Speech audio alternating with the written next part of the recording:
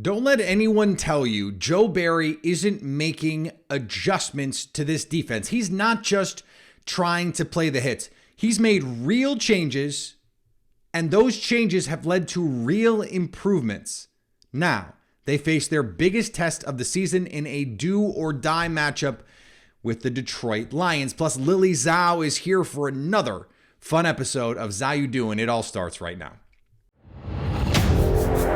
You are Locked On Packers, your daily Green Bay Packers podcast. Part of the Locked On Podcast Network, your team every day.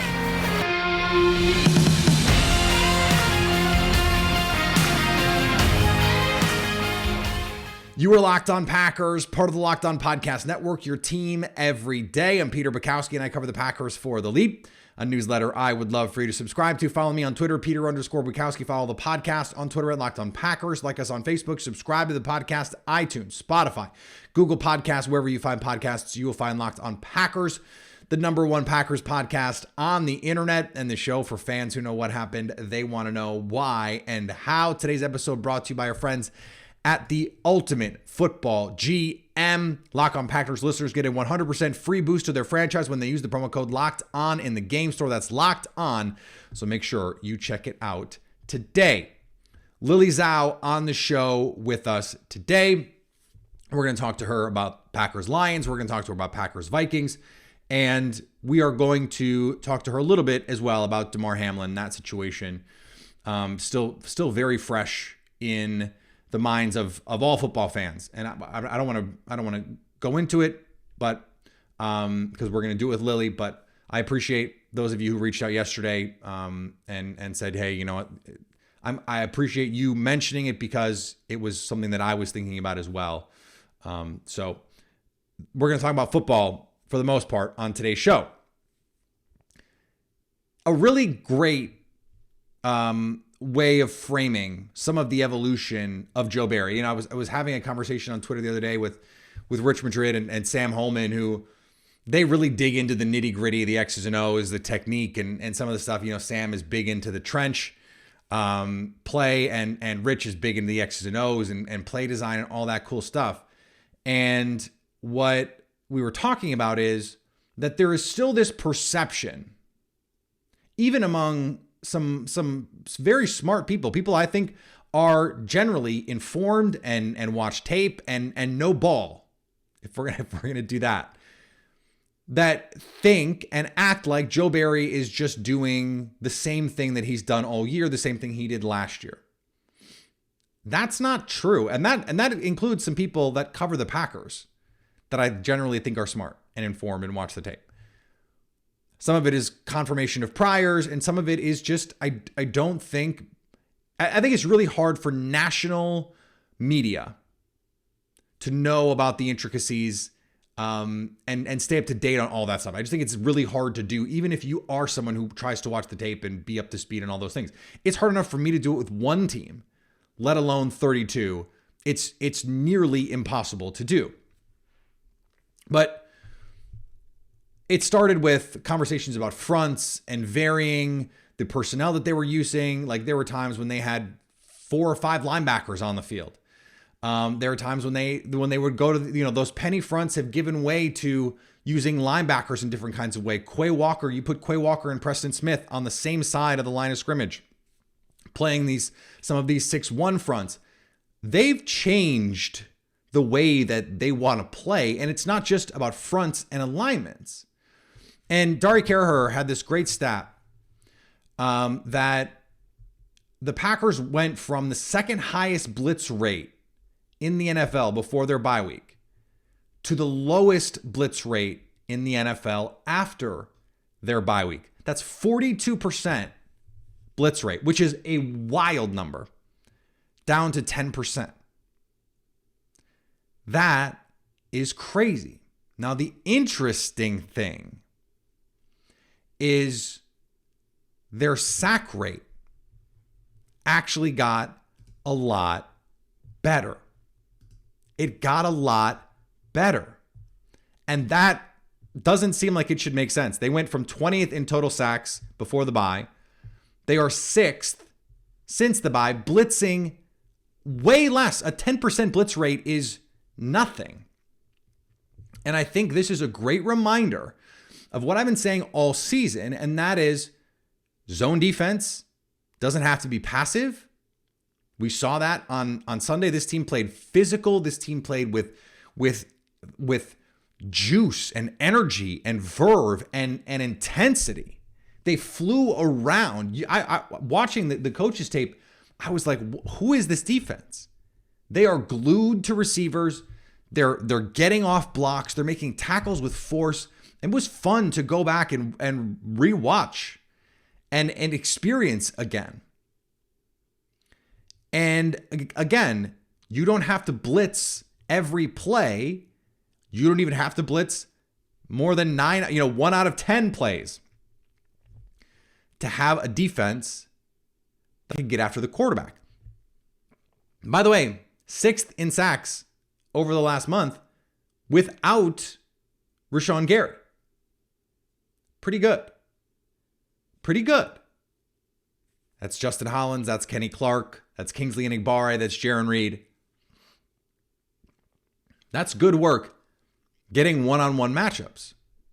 Now, why is that? How could that possibly be, right? How could you possibly blitz less and with essentially worse players, because now you're having to play not Rashawn Gary, you're having to play Kingsley Enagbare, who's a day 3 pick, and Justin Hollins, so you got off the scrap heap.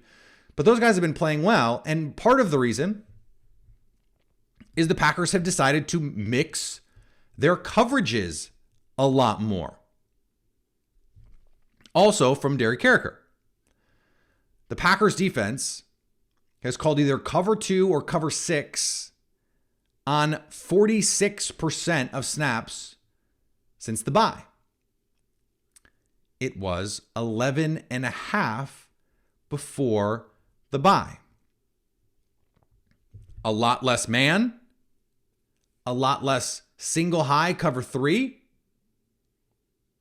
and less quarters because you have to. Now, from these 2 safety looks, it gives you a lot of flexibility on what you can do. You can still spin down and play cover 3. You can still play quarters.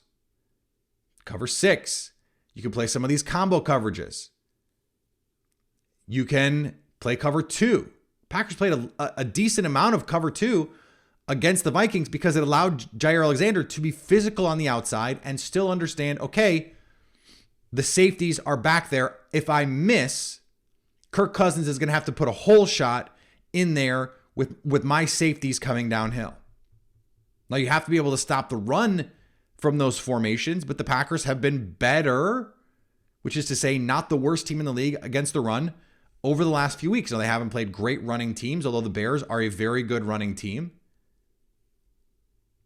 The Dolphins are not. The Vikings are not. The Rams are not. So you come out of the bye, and in those 3 games, you're not playing great running teams.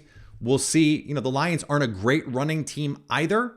They're a middling running team. I think there's this idea that with Jamal Williams and DeAndre Swift, they're this incredible running team. They're not. Middle of the road in EPA per play, middle of the road in success rate running the ball. They are awesome running the ball in the low red zone. Jamal Williams scores seemingly every time he touches the ball. That's a different thing. But so why does the coverage thing matter? Well, if you're being more effective in coverage, and especially in cover 2, where you are, cover 2 is designed for you to disrupt timing and put hands on receivers. It doesn't have to be press man, but just being in press means now you have to have a professional NFL receiver release. Justin Jefferson can do that, but not when Jaire Alexander is in his shirt. Packers went to this combination coverage against Jaire Alexander in the slot with a safety over the top and Jaire shadowing Justin Jefferson in the slot. Well, Amon-Ra St. Brown plays 60% plus of his snaps from the slot. Probably going to see this again. And I know you've seen all of the statistics about Jared Goff, cold weather, warm weather, home, road, grass, dome, all that stuff. He's a much worse quarterback, A, on the road, B, in the grass, and C, in the cold. And the Packers played well against him the first time. Now, they're seemingly playing coverages that are better suited to their talents. Guys seem to be more connected. They seem to be more bought into what's going on. This, to me, is a recipe for a sort of, if last week was the signature defensive performance of the season, this has a chance to be the sort of cherry on the top as they make their playoff push. And you hope that they're peaking defensively at the right time as they head into the postseason. We saw that last year. The Packers played incredible defense in the postseason. They didn't play terrific defense at the end of the year. The Lions came out and made all kinds of trick plays and did all kinds of stuff that they weren't expecting. So you hope that this can all come together here. They're in coverage. They are better, even though they've been really good in pass defense really all year, except for that week 1 performance. And that better coverage is leading to better pass rush. Well, all of that leads to better defense against the best thing that the Lions have, which is throwing the ball with Jared Goff. And Jared Goff is already going to be at somewhat of a disadvantage because we've already seen them struggle home, road, turf, dome versus grass, and warm versus cold. So this has the opportunity for the Packers to solidify the strides that they've made defensively, to prove it, because this offense is much better than Minnesota. I wouldn't say they're much better than Miami, because Miami, from a combustibility standpoint, a dynamic ability, they're as good as anybody in the league. Tua played pretty bad in the second half, but part of that is the Packers. The Packers have to get some credit for the plays that they made. And that was, by the way, Rasul Douglas had that underneath flat coverage on that game-sealing interception against Tua. And so, these changes have had meaningful impacts on the outcomes of these games. We'll see if they can do it in the most important part of the Packers season. Today's episode brought to you by the Ultimate Football GM. Ever dreamed of becoming an NFL GM and managing your football franchise? Well, your dream can come true, and this game is definitely for you. We had a YouTube commenter who said he thought it was so cool that the Ultimate Football GM sponsors us because he loves this game. He already loved this game. I love to hear that because you're in total control. And if you listen to my show, you are probably a football junkie. And so total control of a football team, that sounds awesome. Hiring and firing coaches, coordinators, trading players, making draft picks, navigating your franchise through free agency and the drafts and the ups and downs of the season. It's all there for you. Locked On Packers listeners can make it even better for you. Get 100% free boost to their franchise when they use the promo code Locked On. Go use it in the game store. Promo code Locked On to get the ultimate-gm.com, or look it up in the App Store. So go to the ultimate-gm.com. And thanks for making Locked On Packers your first listen every day. Subscribe to Locked On NFL and get daily conversations on the biggest NFL stories, plus in-depth analysis on the biggest games with NFL key predictions every Friday. And Monday, local insiders cover the weekend with game-to-game episodes. Locked On NFL, available on YouTube and wherever you get podcasts. The Green Bay Packers are win and in on Sunday night against the Detroit Lions. When Lily Zhao is with us, we are always winning. We are always in the mix when she is in the mix with us to ask the proverbial question. How you doing, Lily? How you doing? Peter, I'm doing well. I think like the rest of us, all our football fans, wishing Damar Hamlin well. Scary Monday. Sending prayers to him and his family and his teammates and everybody involved. But me personally, doing well. Hope the kid's okay. But if we're switching gears, talking about Packers football, big week ahead, Peter. Doing well. How you doing? I'm good. I actually want to stay on the Damar Hamlin thing for a second because I talked about it a little bit yesterday on the show. And as someone who covers the game, who I know that you love the game like I love the game, it kind of messed me up a little bit. And like, have you had the discussions with yourself over the years about like, this sport is kind of wild and we sort of have to make peace with the violence of it and accept that, yeah, this is a possibility, but still seeing it play out in real time is kind of gobsmacking. Like, have you had those conversations with yourself over the years? Yeah, and I mean, we've all seen those insane hits, or the guys, their heads bounce on the turf, or they land awkwardly, or they roll over somebody, or their body part twists, and you're like, how are they okay? But it's kind of become the norm, right? It's safety, precaution, what they're wearing. It's to prevent these things from being very serious. And then, when you do see ambulances on the field, the guys are giving thumbs ups, and you're like, okay, he's okay, right? But I don't think, again, it's been touched upon a lot. I don't think anyone's ever seen a guy getting CPR on the field, because it means you're not breathing on your own, which is it's just when you're in the situation, I don't think you ever think anyone could potentially die. And I think that's kind of where, it was so scary and so frightening on the field. And I will say, I was working yesterday, didn't see what happened, but I saw the game was being postponed, and I'm like, well, what happened? And then my boss was like, Damar Hamlin. And I'm like, I think my jaw just dropped on the floor, because I'm thinking, if it's to this severity, something's got to be wrong. Watched everything, and I'm like, goodness gracious, it really does kind of put life into perspective. These players watching their reactions when they saw Damar and what he's going through, I mean, that was heartbreaking. And it's just a scary situation. I hope he's going to be okay, though. Yeah, it's one of those things that I think too, what added to my sort of incredulity about it was a routine tackle. Like, there was nothing particularly violent. Like, if it was a crazy blow up shot, and then you can just go, okay, this is why we have the rules that we have about headshots and neck shots and targeting and all of the precautions that we take. There was nothing to protect Damar Hamlin from having this happen. It was, at least that we know right now, kind of fluky. And I don't know about you, but to me, that almost makes it worse. That just like on any given play, something like this could happen. And I don't want to be doomsday about this, but it does kind of scare you. It really does. And, I don't want to speculate, but from, again, things that I've seen from, doctors that have given their opinions, it literally had to happen at the right time. Like, the exact second for it to happen is what, led to cardiac arrest. And again, you got to feel for T. Higgins as well. I know he's shaken up about it. And like you mentioned, just a routine tackle. You could not have predicted it. And it just was, seeing him fall down again was just really, really scary. But like you mentioned, it was really fluky, and no one to blame for it. It just crazy it happened, and very thankful that they had the right medical personnel there to revive him and give him CPR. So that's a blessing, but super scary to see there. This is, we're going a little far afield here, but this is a huge story, and I think it's important for us to talk about it. In a way, what happened also reminded me, and for a lot of different reasons, of when the Bucs refused to go back and play the playoff game because of what had happened in Kenosha. It seems like what we know right now was it was the players and the coaches that said, we're not playing. We're done. And it's anyone after the fact, like, we could ask Matt LaFleur, we could ask Aaron Rodgers, like, what they would do in that situation. None of them know for sure until they're in it.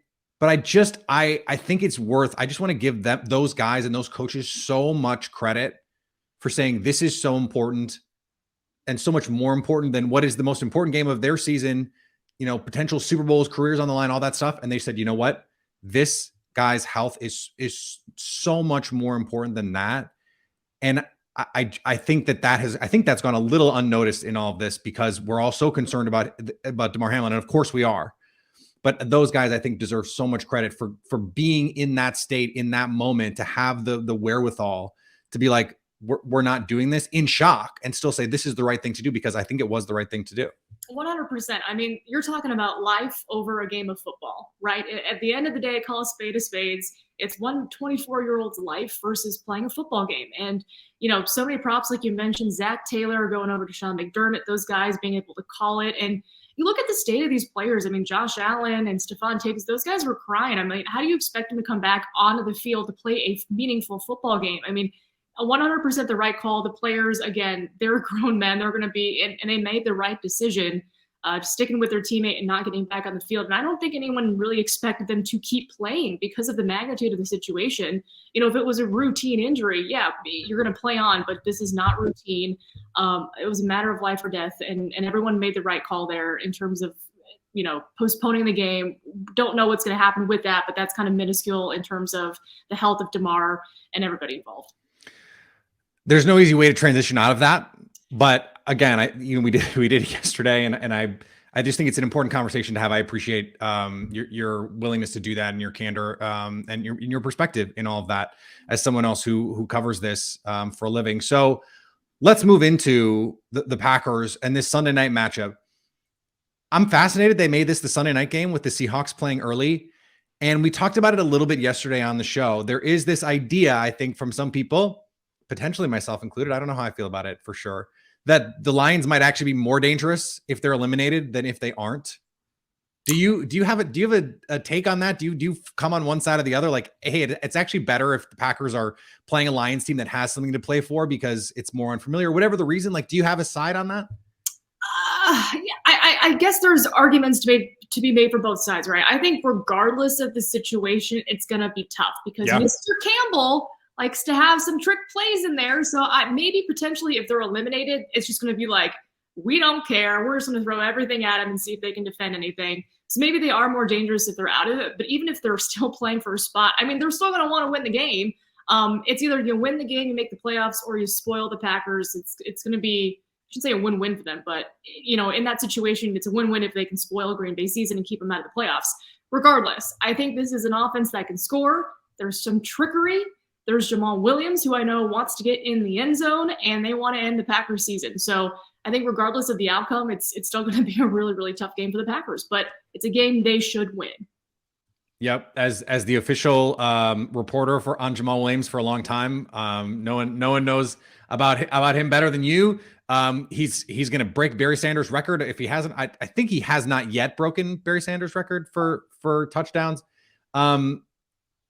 I'm so happy for him. It is so cool to see him get to be the sort of heart of a team in Detroit the way that he was in Green Bay, but on a bigger scale. Let's rewind for a second. We have not talked about the game from last Sunday. Russell Douglas said when they got the stop on the goal line that he knew they were going to win. When did you know they were going to win? When Keyshawn Nixon ran in the touchdown.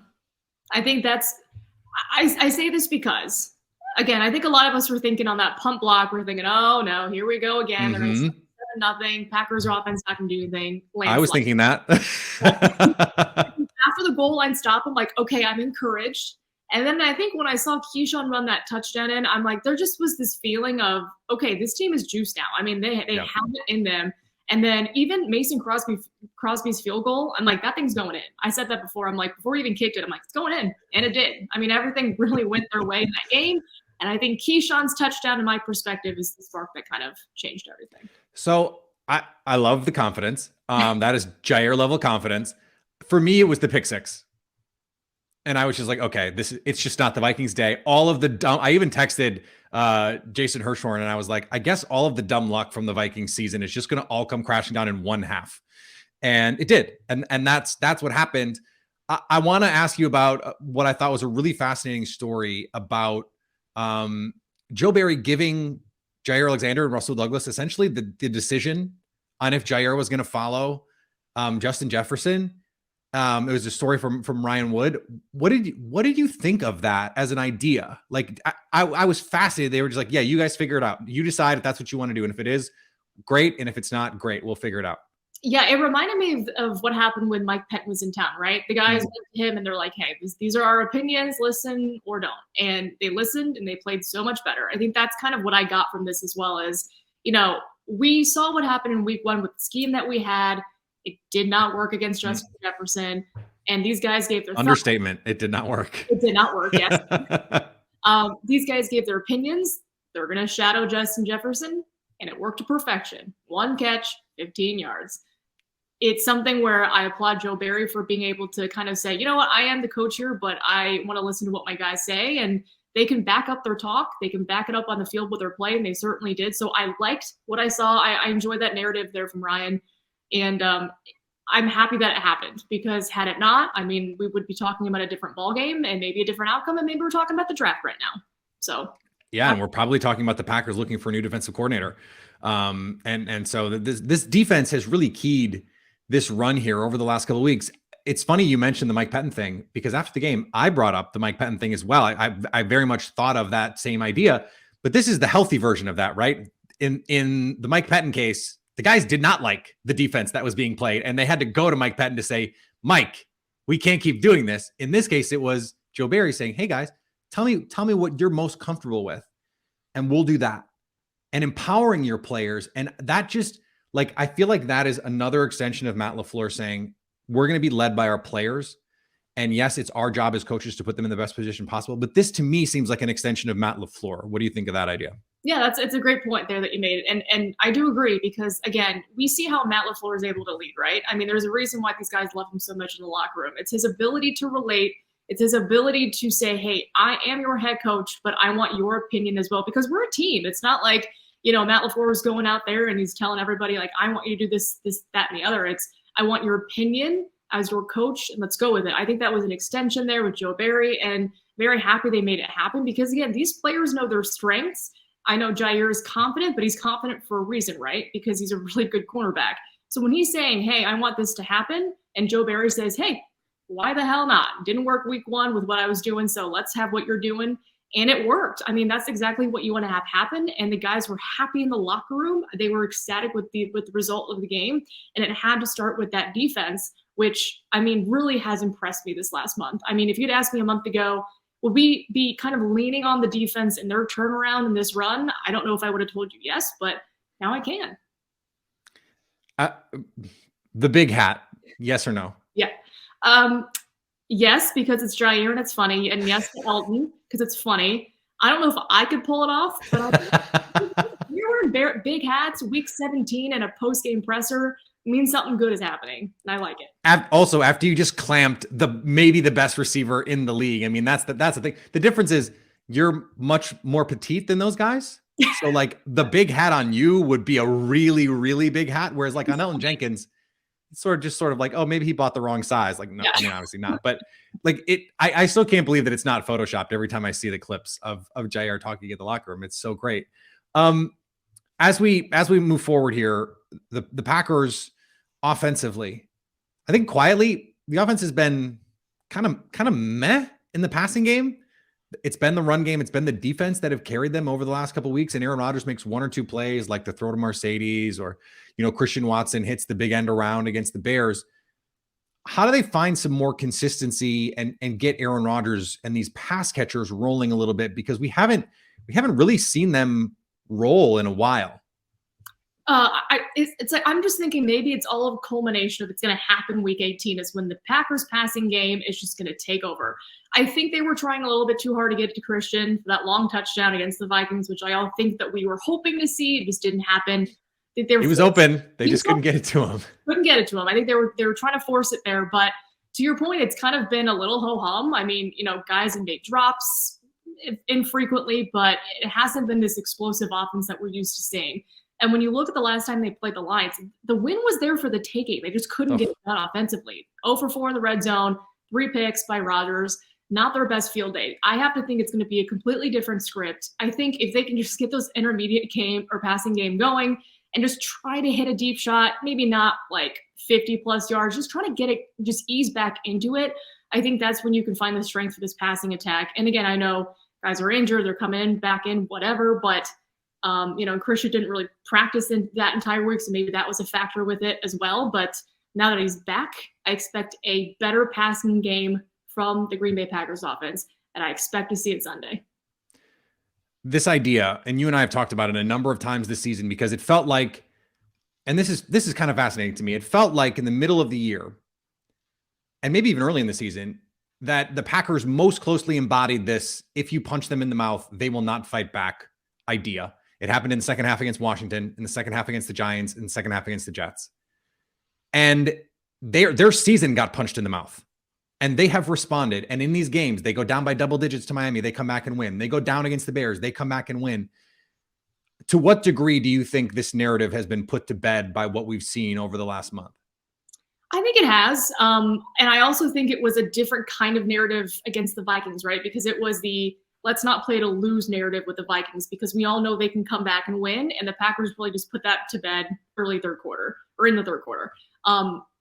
I think they have shown time and time again this last month that they have the ability to come back from adversity, like you mentioned, And I think that's the trait of this team peaking at the right time and playing their best football and playing complementary football. Because like we mentioned, past, if the defense makes a good play, but then the offense can't, it's discombobulated. But now it's every single phase is playing well. I think they're peaking and they're growing at the right time.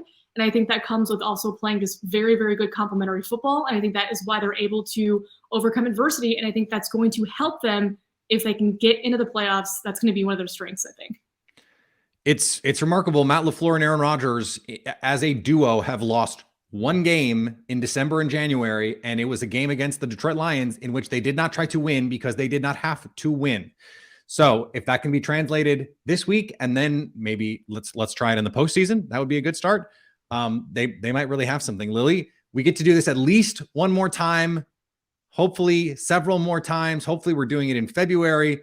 I'm not going to hold my breath on that one. But at the very least, we will talk to you next week. Happy New Year. We'll talk soon. Thanks, Peter. All right. Thanks to Lily for joining the show. Always awesome to talk to her. As a small business owner or hiring manager, you know what success is in 2023, and it all depends on the team members you surround yourself with. That's why you have to check out LinkedIn Jobs. With LinkedIn Jobs, you can hire qualified candidates more efficiently by matching open roles with people who already have the skills, values, and experience that you need to achieve your goals. LinkedIn Jobs helps you find attractive, qualified candidates for your open jobs with targeting tools, things like screening questions. It's why small businesses rate LinkedIn Jobs #1 in delivering quality hires versus leading competitors. LinkedIn Jobs helps you find the qualified candidates you want to talk to faster. Post your job for free at linkedin.com/LockedOnNFL. That's linkedin.com/LockedOnNFL to post your job for free. Terms and conditions apply. And thanks for making Locked On Packers your first listen. For your second listen, check out Locked On NFL, bringing you the local insights you love to the national spotlight with daily conversations on the biggest NFL stories. Locked On NFL, available on YouTube and wherever you get podcasts. Alrighty, we are going to be back tomorrow, crossover Thursday. We've got a show on Friday coming up with another interview here, and then we'll be live on Sunday night after the game. Follow me on Twitter, Peter_Bukowski. Follow the podcast on Twitter, Locked On Packers. Like us on Facebook. Subscribe to the podcast, iTunes, Spotify, Google Podcasts, wherever you find podcasts, you will find Locked On Packers. And anytime you want to come hang out with us live, you can do that on the Locked On Packers YouTube page to stay Locked On Packers.